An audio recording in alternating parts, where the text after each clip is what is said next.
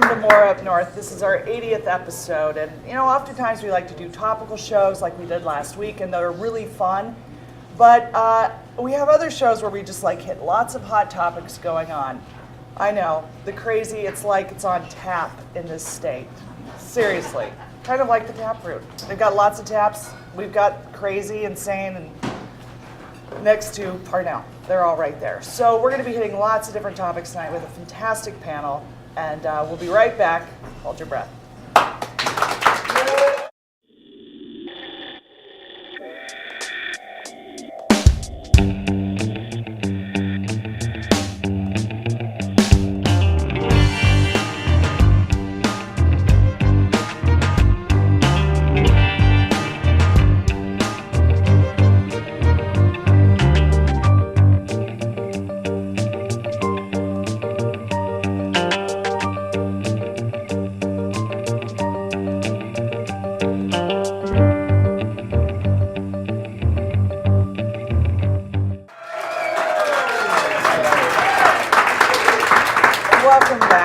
So thrilled to have our next guest with us. I'm going to hold him over to the panel. He worked for nearly 30 years for the Anchorage Department of Fish and Game and was on call for nearly 16 years, responding to every single call saying, "There's something crazy in my yard, can you please come get it?" Please welcome former Alaska Department of Fish and Game wildlife biologist Rick Sinnott.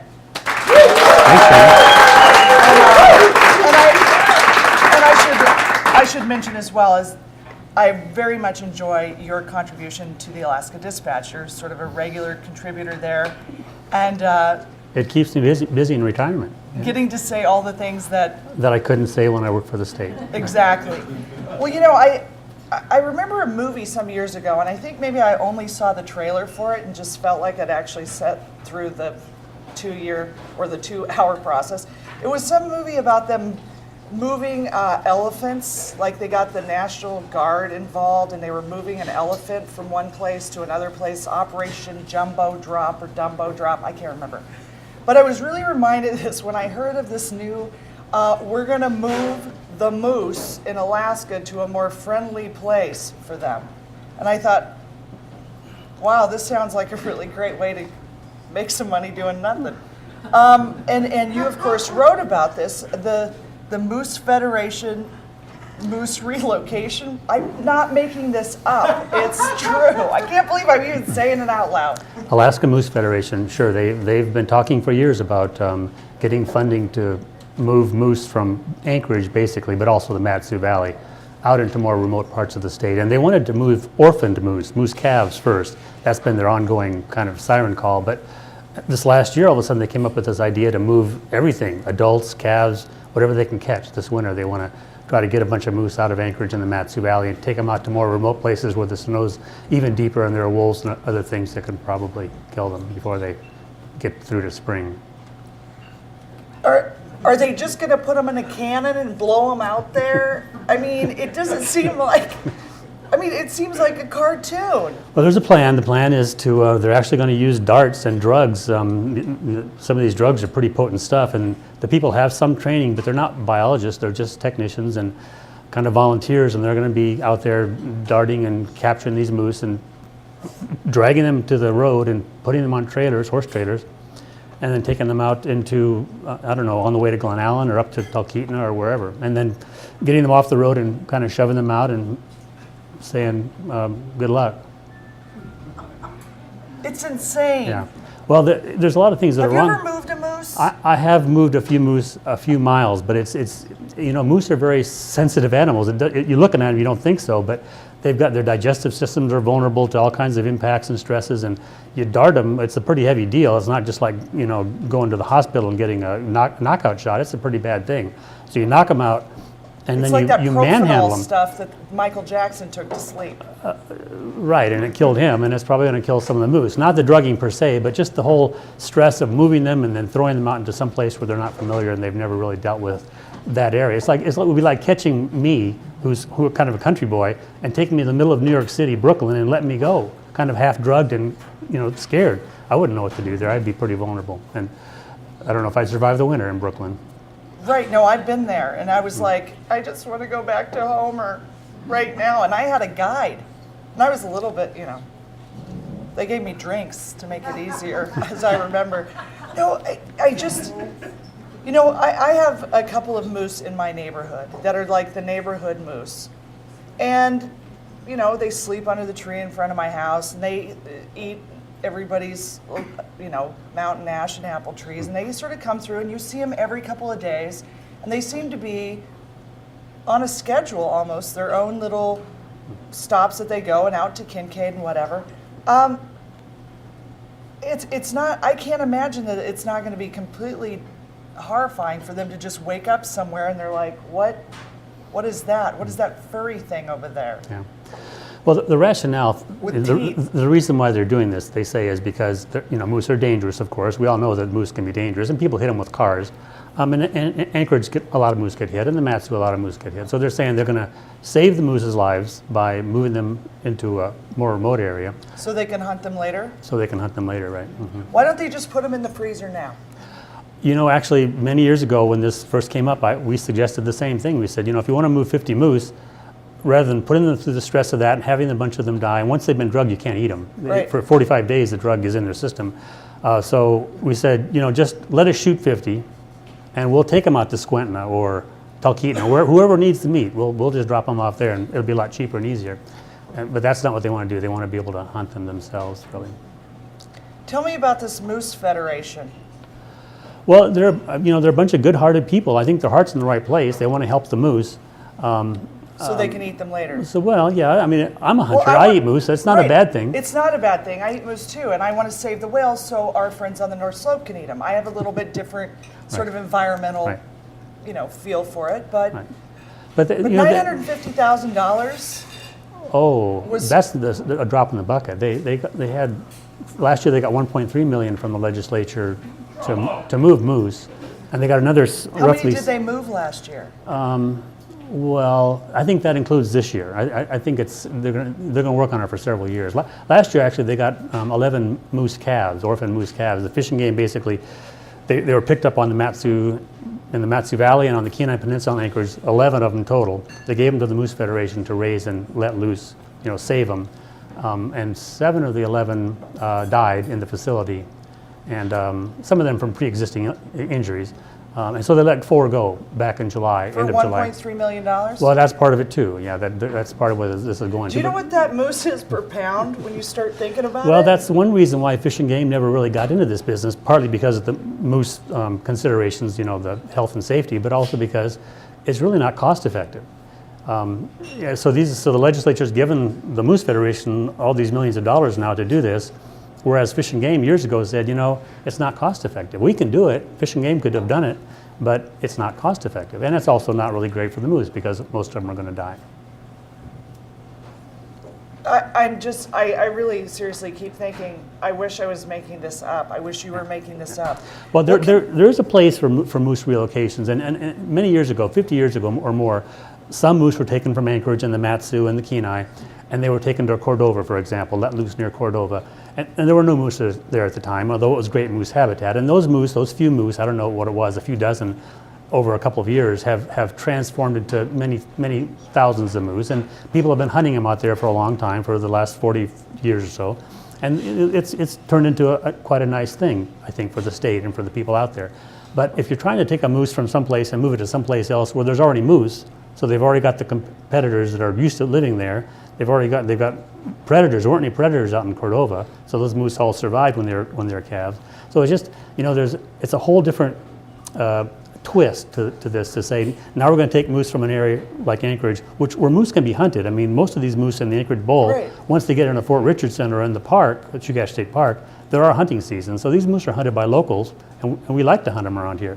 So, but they want to take moose from one hunting area and move them basically to another hunting area where they want to hunt. I think that's the simple logic of it.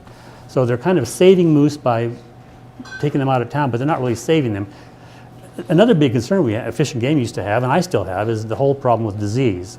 So Anchorage, because there's so many people and so many other animals and things, moose in Anchorage seem to have more disease than in other parts of the state, or different kinds of disease, or at least there's a likelihood that they do. So you take a diseased moose, kind of a typhoid Mary from Anchorage, and you move it out someplace by Squentin where they don't have that disease, you're going to be transmitting the disease to moose out there. And well, we're up against a break, and I'm holding you over, but I can tell you this right now.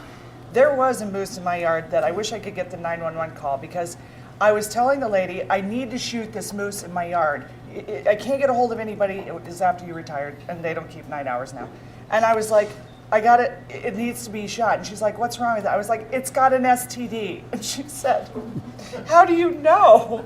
And I said, warts. Because it's covered in these warts all over it, and it can't breathe, and it's wheezing outside my window. And I opened the window and I poked it, and it just looked at me, and it's wheezing, and I want to shoot it. She's like, you can't do it, and if you do, it's your moose. And I was like, oh dear God, this thing is hideous. We got to run to a break. I still am standing by. I'm standing by my whole theory that the moose cannon would be a much more effective and much more effective tool for relocating our moose. We'll be right back with a great panel.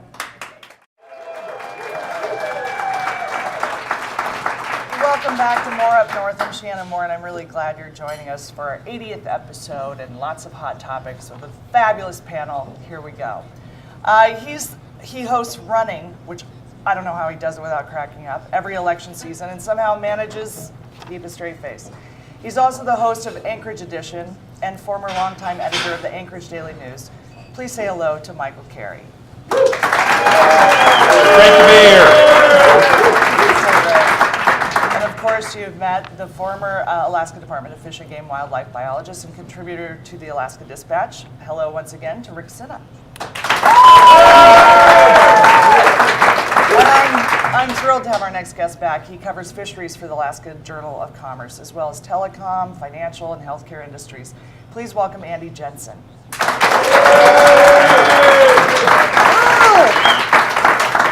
So much crazy, so little time. Bear with us. We can get through it. We were just talking about the Moose Federation, and it's still crazy. I'm sorry, I can't handle it. But there have been other issues that have been decided recently. One, bear snaring that we've covered. Now aerial bear shooting, aerial wolf hunting, bear baiting. I'm kind of wondering, like, where are we going here? Are postcards just going to be like showing, like, you know, freezers full of meat, or a bear in a snare, or, you know, they're looking up at a helicopter? I mean, what's going on here? I think the idealized Alaska, to some people anyway, is a game farm where you have lots of moose and lots of caribou and lots of tasty edible things and very few predators. Should we have a new rule that says if you shoot it, you got to eat it? Well, that's been a long time rule with hunters, and that's what I do. When I shoot something, I eat it. But a lot of people think that, you know, by killing the predators, you get more meat on the hoof, moose, for example, and that's the way they're going. They're not thinking of this in terms of an overall ecosystem point of view. They're thinking of it as a game farm. Michael Carey, you've been here a long time. Yes, it's a true fact. I didn't mean that as bitchy as it sounded. I just meant You're presuming I would know something as a result of it. I am. I think you probably could. And see, the other alternative tonight was for me to have these three gentlemen here and maybe a rabbi and a priest, and we were just going to talk about uteruses. But I thought we'd talk about this stuff. And since you've been in Alaska for your life, you know, have you seen this change, or is it just me starting to pay attention to the bloodthirst and the, like, kill it that we're kind of seeing now? Oh, I don't know. I mean, my dad's generation, certainly to kill a bear or a wolf, too bad for them. They asked for it, just throw them in the ditch. That would have been fine for a lot of those guys. And then they got older, and people I knew, including my dad, took a more a generous view. They really liked being out and seeing the animals and watching them and seeing what they were doing. I think here that what's so interesting to me is there are people who do not believe in managing society and social management and micromanagement, but that's exactly what this is. It's micromanagement of resources. We're going to create more moose for hunters by eliminating the predators, and as Mr. Senna can tell you, over a long period, and there are other biologists can tell you, it is very, very hard to do. You got to kill a lot of wolves and a lot of bears over a long period of time to change anything, and then you probably aren't going to change it very much. Right, they can only, I mean, unless we start darting the moose with Viagra. Well, the real danger is that, I mean, the state will keep throwing more and more money at this. I mean, you can solve any problem just about by throwing money at it. So, you know, you keep spending millions and millions of dollars, and you're eventually going to knock down the. Well, okay, there are exceptions to that rule, but you know, you eventually. Put more money in there; it won't wash away. You can reduce the number of bears certainly in an area, and wolves, but it's going to cost a lot of money. Rick, I was going to say, is it true though? Over a long period of time, it's very hard to do consistently without spending that kind of money, right? Well, they did it in the lower 48 states. Yeah. I mean, they can do it, especially if you start using poison, which no one has suggested yet, but that's sort of like the next step. You know, if you can't do it by any other means, let's try some kind of beneficial poison or something. Do you think the public and the national public would accept that? No, I don't think so. Yeah. But I don't know. The national public is accepting of Rick Santorum right now.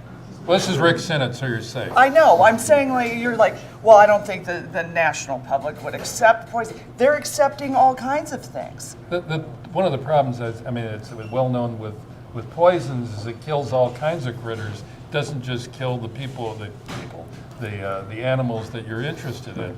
And this was, in large measure, why it was abandoned. You can put poison out there, and God knows what's going to happen as a result. Andy? Well, you know, I certainly don't have the experience in Alaska that my fellow panelists do, but in a couple of years of covering fisheries policies, the one thing that I've seen over and over is unintended consequences. Every time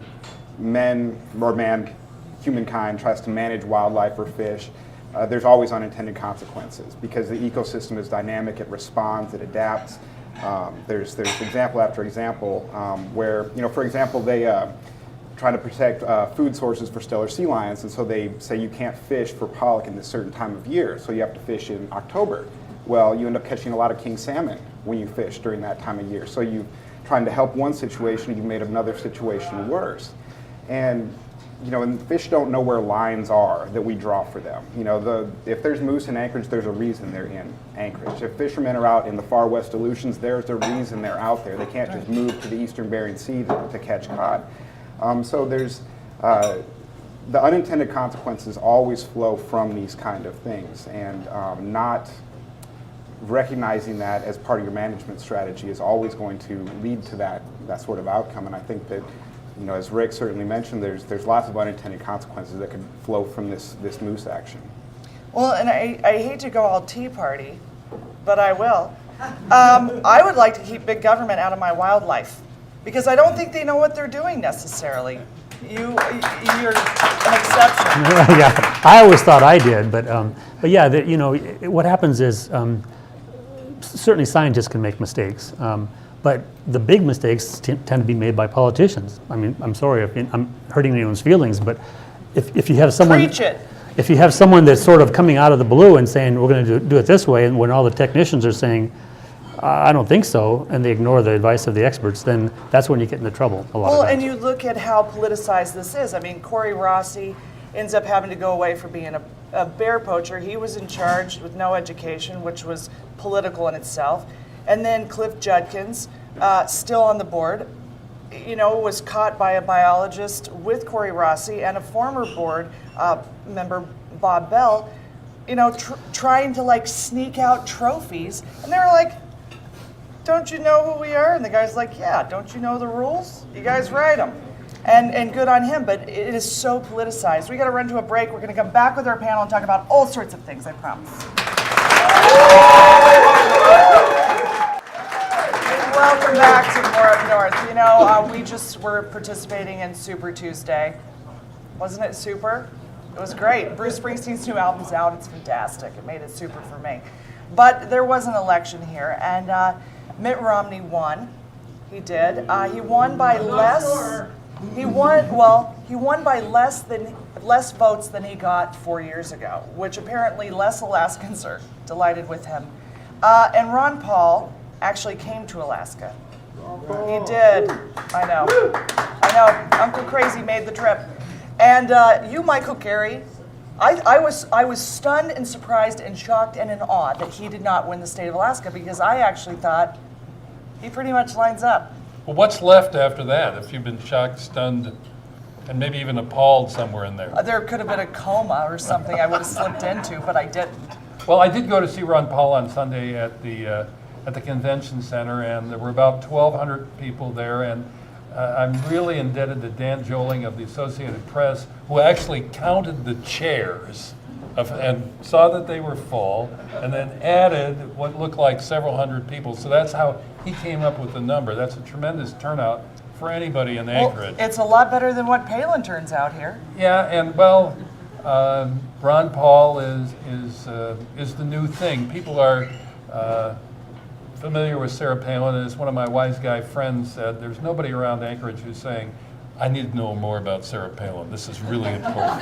Right, but Ron Paul has been around, for several presidential cycles now, and he is consistently consistent, even when he's wrong. He's just, because I think you have to respect that in a politician, I though, do. that at least be consistent. I just don't Stick understand. to what you believe in I and do defend not it. understand a libertarian that talks about freedoms and then wants to say no choice for you to women. That doesn't. I'm sorry, it doesn't make sense. But Well, as a very smart member of your audience said to me on the telephone after I'd seen Mr. Paul, Congressman Paul, why is he a Republican? That is not clear at all. And what was interesting to me is he was enthusiastically received by this audience of 1,200. He came out wearing a red shirt and khaki trousers, and the red shirt looked like he'd actually worn it before. It wasn't like John Kerry or Mitt Romney. He may have even washed it.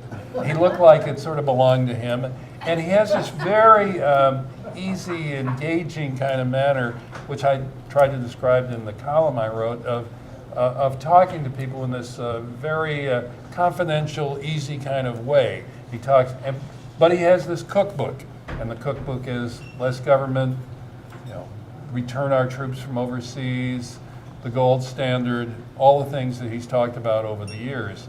What's unclear to me is I thought the turnout was such he would have a real shot at winning this primary, but apparently it's a lot easier to get people to go to the Egan Center on Sunday night and cheer, and they did.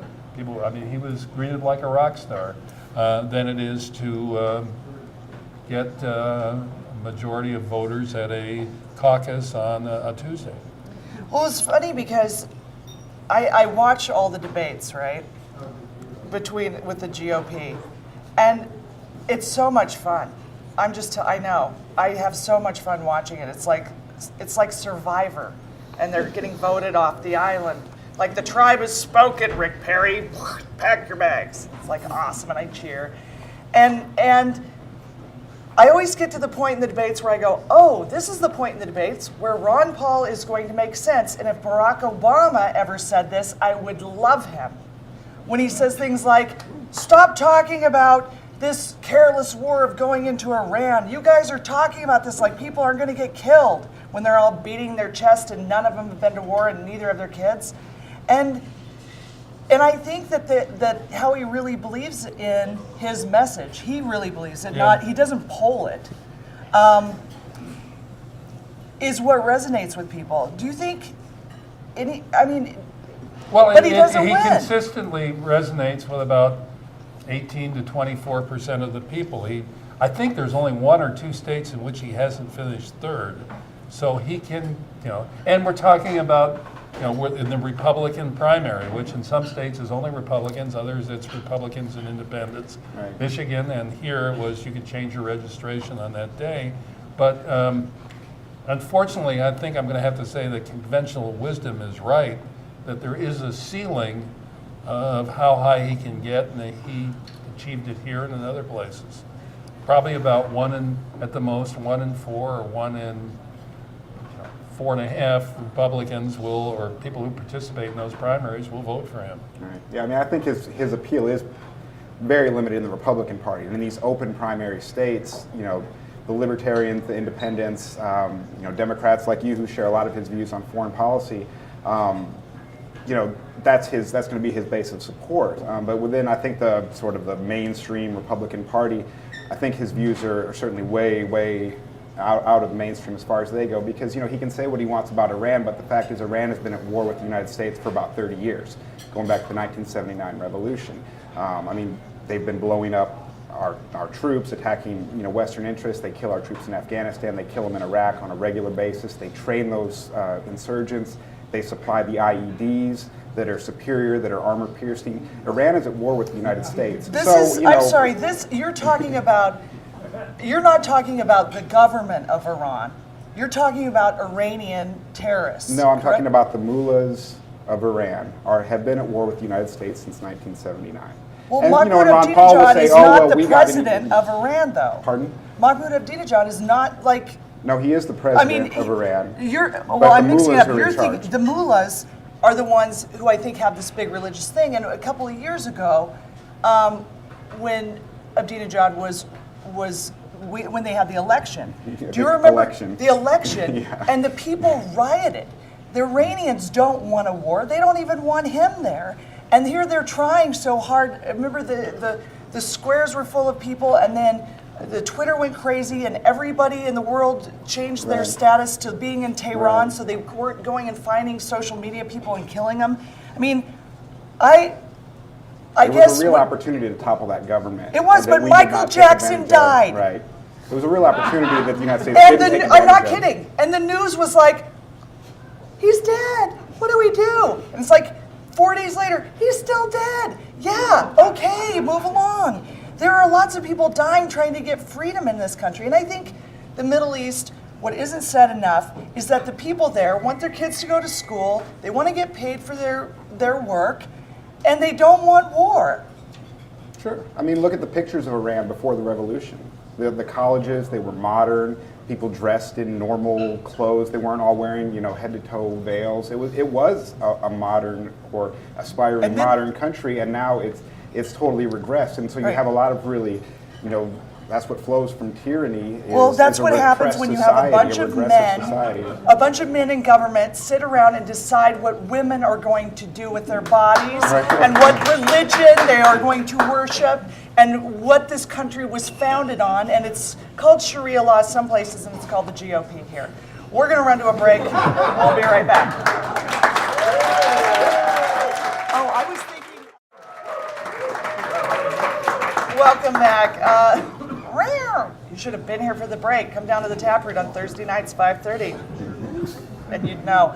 Michael Carey, you had another comment about the presidential race? Yeah, the pundits have said endless amounts of commentary on who's going to win, who's not going to win, how's Newt doing, how's Mitt doing, how are the candidates doing, what do they stand for, what do they believe in.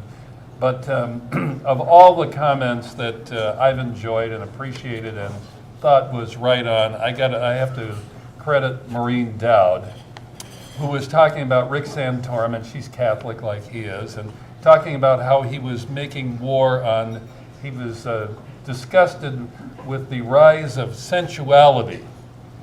And so Maureen Dowd said, what is he going to do? Take away our Barry White records? I thought that was pretty good. For those of you who are too young to remember Barry White, see me after the show. No, there was, you know what, it's funny that you bring that up. There was a David Letterman top 10 words that Barry White can say and they're still sexy. and one of them, that's good too. And one of them was gingivitis. It was just like, it was like he would say all these like horrible words and it would just be like, wow, he's sexy. Yeah, you know what, it is kind of weird. I keep saying, what year are we in? Because I've made jokes for a long time that Alaska's still sort of 1952 in a lot of ways. America's 1952. But exactly, Alaska's America's 1952. But I'm like, right now, I'm like, are we really arguing about birth control? Like, you can't be serious. And Lisa Murkowski, of course, last week voted for the Blunt Amendment, which was to say any employer for any of their own religious reasons could say no to any medical coverage. Like if you were Jehovah's Witness and you don't believe in blood transfusions, you could not cover that for some of your employees, even if they're of your faith or not. It was opening this giant can of worms, and it was barely defeated, and she voted for it. She came out this week with voters' remorse, along with a lot of other Alaskans, I'm pretty sure. Michael Carey, what's your take on this? Because she really is Well, backpedaling. it seems like... I mean, she went crazy and said Rush Limbaugh was inappropriate. We hope so. I think it's pretty straightforward that she came back after voting, as you said, in favor of the Blunt Amendment, which lost almost on party lines. I think... Three Olympia Democrats is voted for 51-48. it. Yeah, Well, Libby 51, Snow was the only 48, so- Republican who voted with the Democrats and talked to her constituents, and probably a lot of them were Republican women, and they were really upset. And sometimes a politician has to just, an elected official has to just go, wow, I guess I got the message. And that seems to be what happened to her in this particular case. Well, you But know, it does show you that how many of the votes in Washington now are, you know, you're on one side or the other, and you're expected to vote a caucus vote, not a conscience vote. Snow is retiring. well, she had announced earlier that she was like, I'm not doing this anymore. Y'all are crazy. Can't work in this system. And then she went and voted her conscience to protect women's health issues. I mean, that's what you have to do to be able to vote? Pretty much retiring Congress people are usually the ones who will actually vote their conscience. They don't have to worry about re-election. And that's what I said Well, they about Ron should be Paul. worried I about mean, it. I at least respect Ron Paul for being consistent. Dennis Kucinich. I mean, I have more respect for him than just about anybody in Washington, D.C. because he's consistent. And he just lost his defends primary. Well, you know, but he went down Right. defending what he believes in and Yep. speaking what he believes is the truth. So I have more respect for somebody like that than just about any politician out there. I mean, whether I agree with you or not, you know, I respect that you believe something enough to stand up for it, even when people say you're wrong or pressure is put on you or whatever. I can't think of Dennis Kucinich ever taking an unprincipled vote. I mean, I might not ever agree with him, but I applaud somebody for at least doing what they believe in. Rick, what's your take on that? Because I know you like animals more than people. I do. I tend to. Who doesn't? And I Animals agree are with Best friends and animals are so much easier to understand, but you know, you. They're more the- predictable. it's unfortunate that a party will say that they'll get elected because they're going to cut government, cut spending, and a lot of people want to cut government spending. I want to cut government spending. I think it's too much. But then when they come in, like under Bush 2, he actually increased spending. So that's what's unfortunate to me. And going back to what was said earlier about consistency. If you're going to be consistent, if you really want to cut spending, then go full bore. Don't just get in the office under that flag and then say, or basically just deal the cards so that spending actually goes up. And it's the things that maybe I don't agree with, like war, things like that. Right, like I'm morally opposed to the war, but And you must have had, in your experience, policy decisions that come down from Juneau, from the board, or the governor, or the chief of the Department of Fish and Game that are not what you would do, but you have to do that. You have to live with it. Well, that's true. I mean, the governor's the big boss in the state, and it goes to the commissioner and down to you. And I was kind of at the bottom of the pile, and there were some things that I really didn't want to do. One of them was shut up, and I was often. I was often. That's the best thing that's been said on this show. I was often put under gag orders, for saying something that I probably shouldn't have said, according to my adult supervisors. And you're adult supervisor. you wait for a couple of weeks until the heat dies down, and then you start basically throwing yourself back into it. But most people maybe aren't that consistent. I don't know. Right. Everyone wants to protect their job. That's for I'm sure. not trying to steal your thunder here, but a part of that would be that what happens with Fish and Game in Anchorage is on television. Well, It's in the I always felt like I newspaper. was in a fishbowl, yeah, and I think probably most politicians feel the same way. And unfortunately, they're not always making the decisions that I would make, but that's why they get paid the big bucks, I guess, and they're elected, and I'm not. Well, and that's why they should be unelected sometimes too, I think. When they're just being when they're being so political about things that shouldn't be. And I think, when we're talking about, you're talking about being fiscally conservative and all this. I mean, I think the Republican Party has really changed. I think there's a lot of people that the party has left, and not just on a national level, on a state level. I mean, the Republicans that were here running the Senate in 1970 decriminalized abortion. The ones here now, they would criminalize enjoying sex. If it feels good, ladies, you're doing it wrong. There's too much pressure on them, I guess. Decriminalize marijuana, too. They decriminalized marijuana, and now they're like, trying to decriminalize birth control pills. It's insane, the flip-flop that they've had. We've got to run to a quick break. We're going to come back with questions. Will you guys be my phone of friends? And you ready? Oh, we'll see what questions we've got. We'll be right back with more of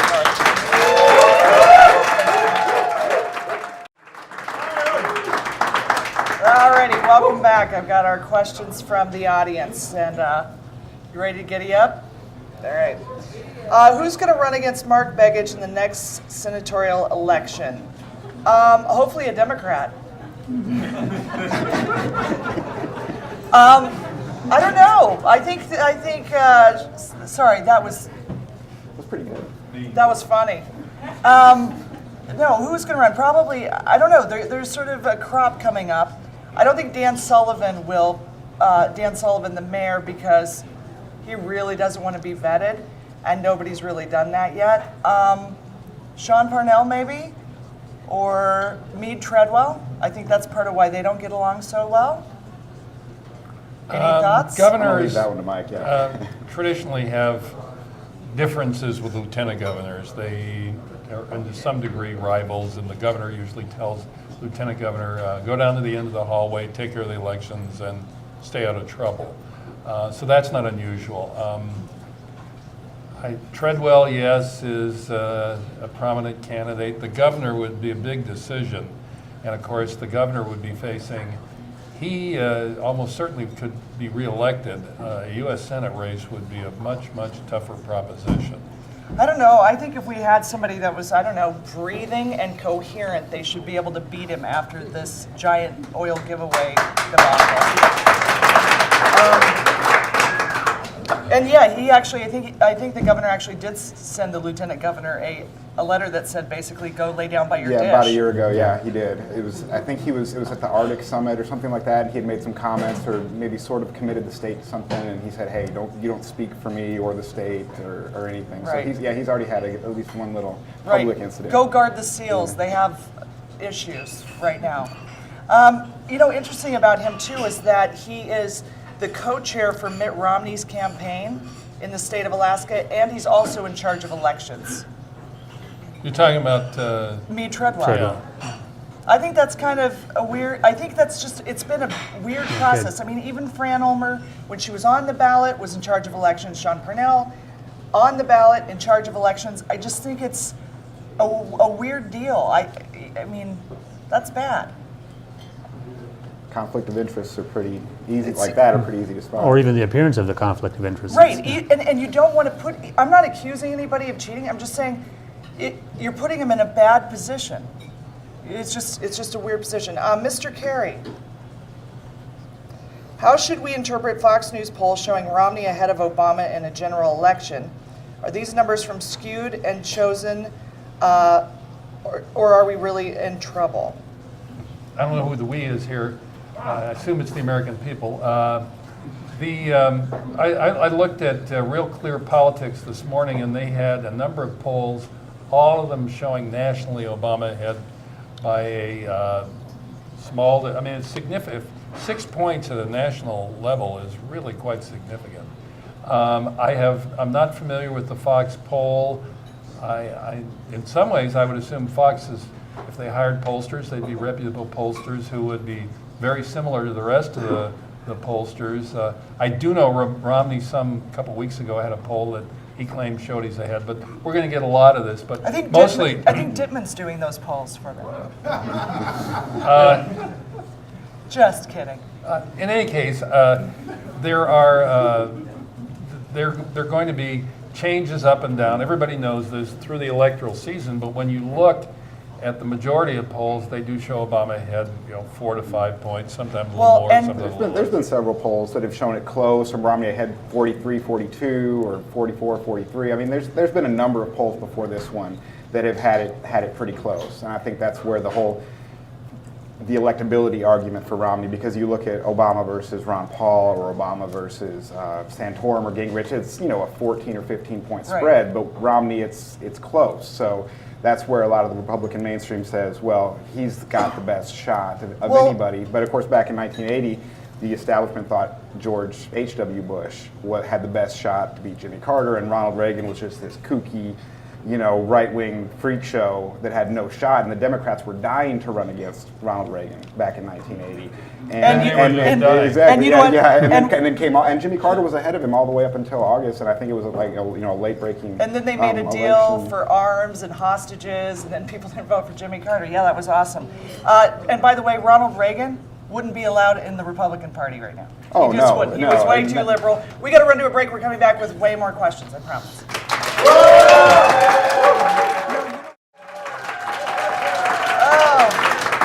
Welcome back. We've got just these last few questions. The Republican Party did not support Lisa Murkowski in her write-in campaign. Why is she voting the party line now? Because she wants a chairmanship in the great red tide that is coming in 2012 and going to take back the Senate. I don't see it coming, Lisa. Might as well vote the right way. We are the top predators. Maybe we need a different kind of aerial predator control. I realize there is a constitutional issue here, but maybe an amendment. I think we need birth control, because part of the problem is Alaska is getting more and more people, and more hunters want to kill these moose. So that's the problem. We need to vote for you for something. Are you going to run for office someday? There's no way, ever. See? This is what's wrong with politics. This is Is what's good wrong with people politics. don't get into politics. Good people will not get into politics. The people who get into politics are, unfortunately, the biggest suck-ups in the country, who are willing to go through the abuse and the scrutiny and everything to attain power. And good people There are don't a few do that. people that I think that we're lucky in Alaska that we have a few people on both sides. I think Gary Stevens, I think Wilikowski, French, Paul Seaton. There's a few that you can pull out and that you go, you know what? They're fighting as hard as they can for what's seeming to be the right reasons, and they're not just loading up on $14.99 lunches and telling kids 15 cents is too much for school lunches. Bill Stoltz.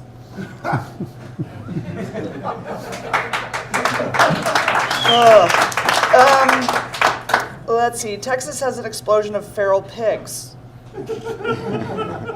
True story. Right now, we're more down south instead of more up north. Could we use the 1.1 million and ship the hunters there and leave the moose alone? Well, Texas has started shooting pigs from the air. They have? Yeah, they're the aerial control of pigs in Texas. Yeah. Yeah, but that's bacon. Well, I know. At least it's something you can eat, right? What kind of they're aircraft not- do they use? Helicopters, and they're not natural either. Swine aren't natural in Texas, so why not shoot them? People go hunting those with like Bowie knives, those pigs. Right. Yeah. There was a football player I interviewed back in my days as a sports reporter, and he told me about rolling down a hill with one of those big pigs and just, stabbing the crap out of it on the way down the hill. That wasn't a video game. No. No, but this is this is sort of like being a gopher choker, right? This is like what Corey Rossi's job was, eradicating something that's not natural to the... We're eradicating things. We're trying. Seems like we're trying to eradicate things that are part of the natural process, just because apparently some people aren't good enough hunters to compete with wolves and bears.